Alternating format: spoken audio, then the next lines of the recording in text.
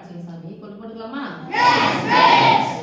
First பகுதி தொகுதி cancel பண்ண முடியுமான்னு பார்க்கணும். பார்த்ததுக்கு அப்புறமா தான் எங்க போய் பார்க்கணும். இது பெண்ணையன், இதுவும் பெண்ணையன், நடுவில் ப்ளஸ் மைனஸ் வச்சுன்னா பகுதிகளை பகுதிகள் ஒரே மாதிரி இருக்கா வேற மாதிரி இருக்கான்னு அப்பதான் போகும். ஓகேவா? இப்போ இங்க எம்மின் அடுக்கு 2, இங்க எம்மின் அடுக்கு 1. என்னன்னு சொன்னீங்கப்பா? என்னது? வகுத்தல் என்பது அல்லது சமமாக பிரித்தல். அடிமானங்கள் ஒண்ணாச்சா?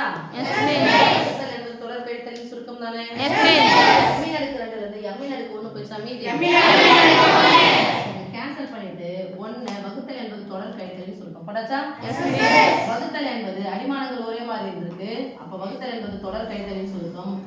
எதை கழிக்க போறோம்? 3 கழிக்க போறோம். சொல்லுங்க ஆன்சர். 3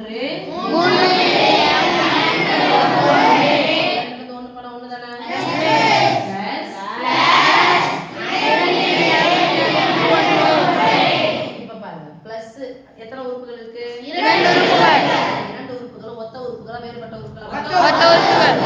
3 × m ஐயும் 2 × m ஐயும் கூட்டினா 5 × m = 5 × m. அது ஒண்ணு போடனாலும் பிரச்சனை இல்லை. Okay, second one போலாமாமா?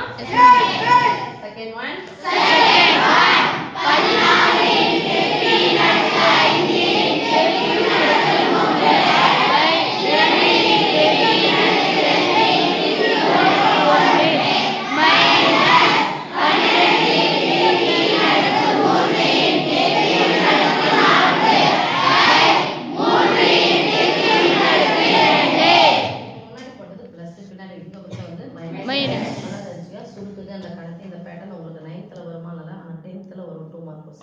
பப்ளிக் எக்ஸாம்க்கே கேட்பாங்க.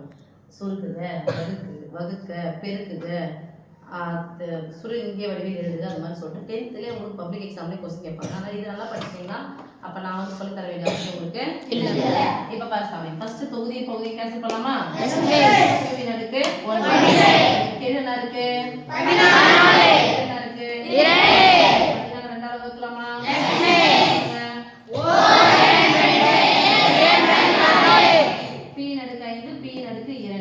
Right? Yes, என்னது? வகுத்தல் என்ன? ஒரே வந்து நடுவுல வகுத்து வச்சா நம்ம கழிச்சிக்கலாமா? யாரு சின்னவங்களோ அவங்க கழிச்சுக்கோங்க. p ன் அடுக்கு 2 நிக்கலாமா? நீங்க p ன் அடுக்கு 1 கழிச்சு q ன் அடுக்கு 1 கழிச்சு என்ன வரும்? -1. வகுத்தல் என்பது நீக்குறது தானே? இங்க அதே மாதிரி மேல 1 3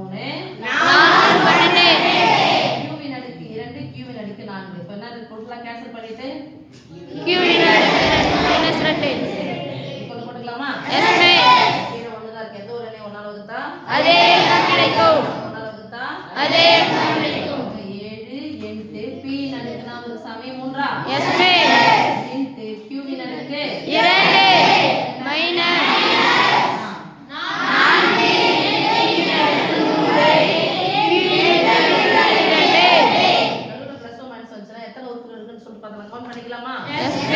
2 உறுப்புகளும் மொத்த உறுப்புகளா வேறுபட்ட உறுப்புகளா? இங்கே p ன் அடுக்கு 3 q ன் அடுக்கு 2. இங்கே p ன் அடுக்கு 3 × q ன் அடுக்கு 2. என்ன பண்ணனும்? கழிக்கணும்.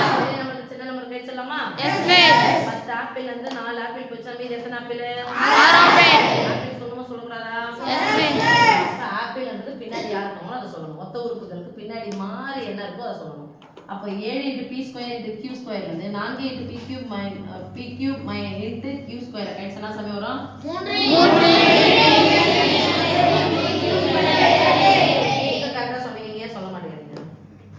சொல்லணும்னா இது ஃபுல்லா ஆப்பிள் இது ஃபுல்லா ஆப்பிள் அப்படி சொன்னா 7 ஆப்பிள் இருந்து 4 ஆப்பிள் கழிச்சா 3 ஆப்பிள். எத்தனை முறை வந்தாலும் ஓகே.